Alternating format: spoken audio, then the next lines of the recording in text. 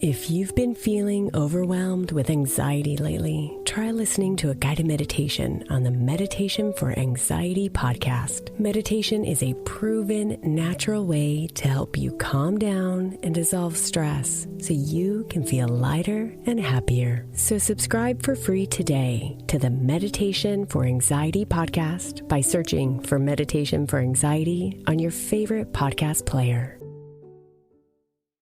This is Optimal Living Daily, episode 2852, A Guide to Finding Yourself, Part 1, by the PsychAlive team at PsychAlive.org, and I'm Justin Malik. I have a bit of a longer post. I'll read the first half today and then finish the rest for you tomorrow. So with that, let's get right to Part 1 and start optimizing your life. A Guide to Finding Yourself, Part 1, by the PsychAlive team at PsychAlive.org. The greatest and most important adventure of our lives is discovering who we really are. Yet so many of us walk around either not really knowing or listening to an awful inner critic that gives us all the wrong ideas about ourselves. We mistakenly think of self-understanding as self-indulgence, and we carry on without asking the most important question we'll ever ask. Who am I really? As Mary Oliver put it, quote, "What is it you plan to do with your one wild and precious life?" End quote. Finding yourself may sound like an inherently self-centered goal, but it is actually an unselfish process that is the root of everything we do in life. In order to be the most valuable person to the world around us, the best partner, parent, etc., we have to first know who we are, what we value, and in effect, what we have to offer. This personal journey is one every individual will benefit from taking. It's a process that involves breaking down, shedding layers that do not serve us in our lives and don't reflect who we really are. Yet it also involves a tremendous act of building up, recognizing who we want to be, and passionately going about fulfilling our unique destiny, whatever that may be. It's a matter of recognizing our personal power, yet being open and vulnerable to our experiences. It isn't something to fear or avoid, berating ourselves along the way, but rather something to seek out with the curiosity and compassion we would have toward a fascinating new friend. With these principles in mind, the following guide highlights 7 of the most universally useful steps to this very individual adventure. Number 1, make sense of your past. In order to uncover who we are and why we act the way we do, we have to know our own story.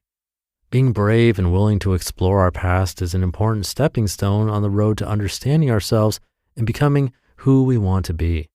Research has shown that it isn't just the things that happen to us that define who we become, but how much we've made sense of what's happened to us. Unresolved traumas from our history inform the ways we act today. Studies have even shown that life story coherence has a, quote, statistically significant relationship to psychological well-being, end quote.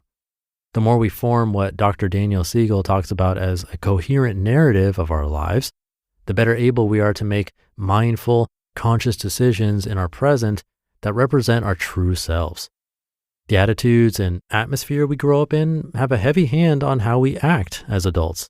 As Dr. Robert Firestone, author of The Self Under Siege, wrote, quote, "As children, people not only identify with the defenses of their parents, but also tend to incorporate into themselves the critical or hostile attitudes that were directed toward them.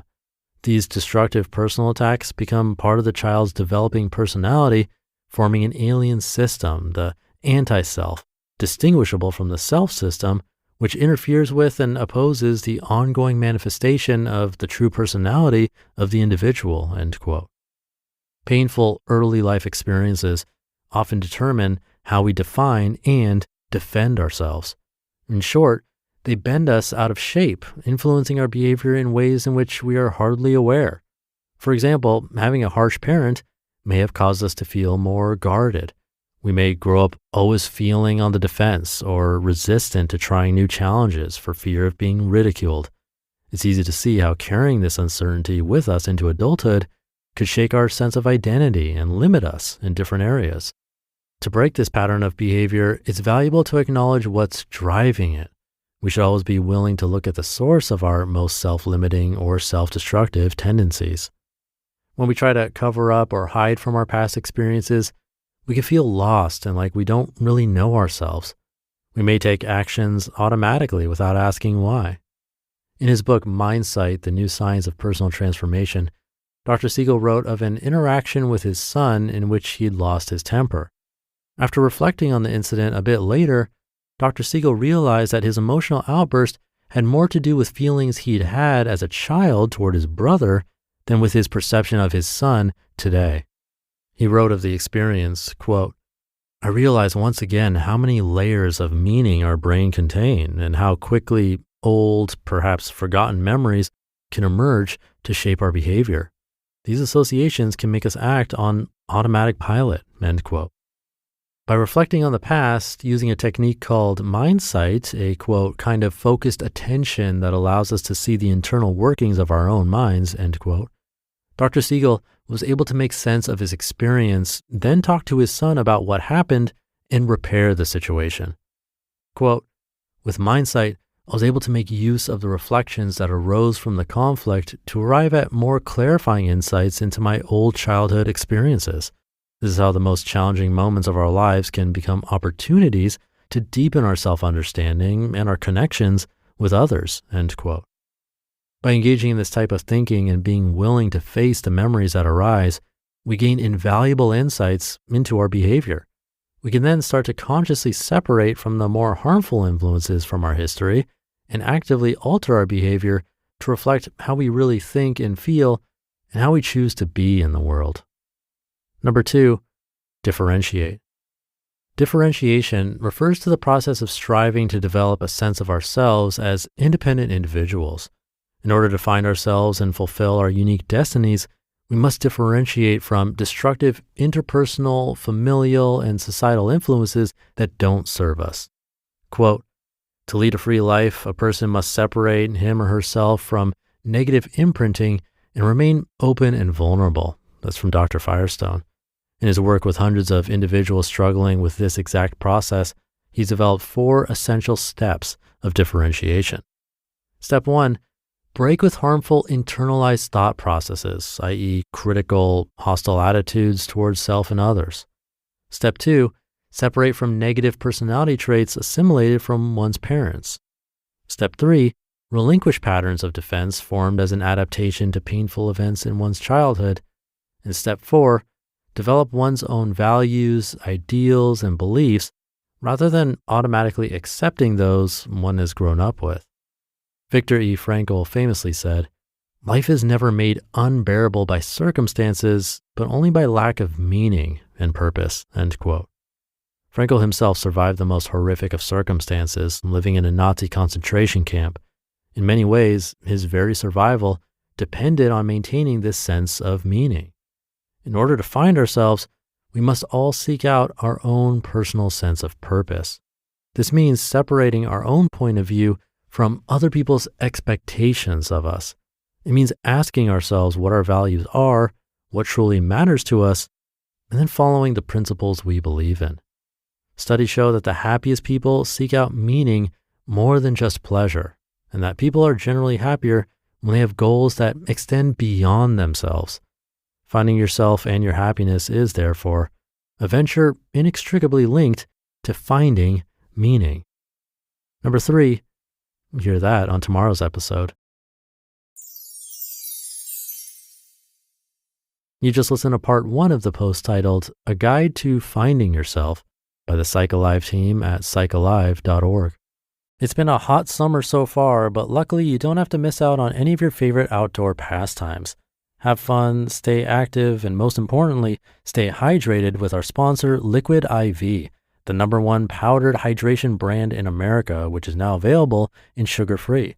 With 3 times the electrolytes of the leading sports drink, plus 8 vitamins and nutrients for everyday wellness, Liquid IV packets hydrate 2 times faster than water alone. It's also non-GMO and free from gluten, dairy, and soy.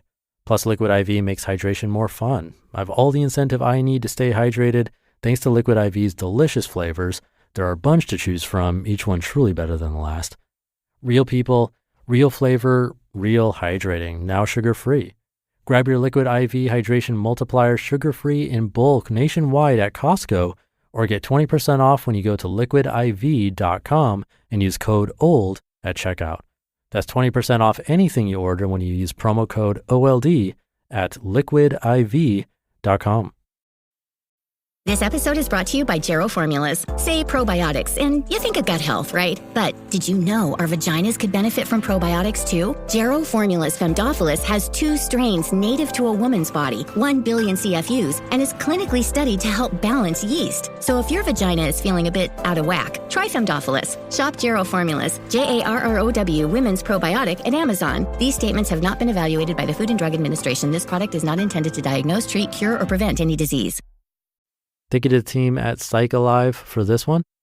There was a nice quote in the first half that I'll probably add to the weekly newsletter, which, by the way, if you're not on that, you can come by oldpodcast.com and find the free weekly newsletter and join it. Anyway, they said, in order to be the most valuable person to the world around us, the best partner, parent, etc., we have to first know who we are, what we value, and in effect, what we have to offer. It reminds me of the sort of overused example in an airplane of putting on your oxygen mask before helping a child put theirs on.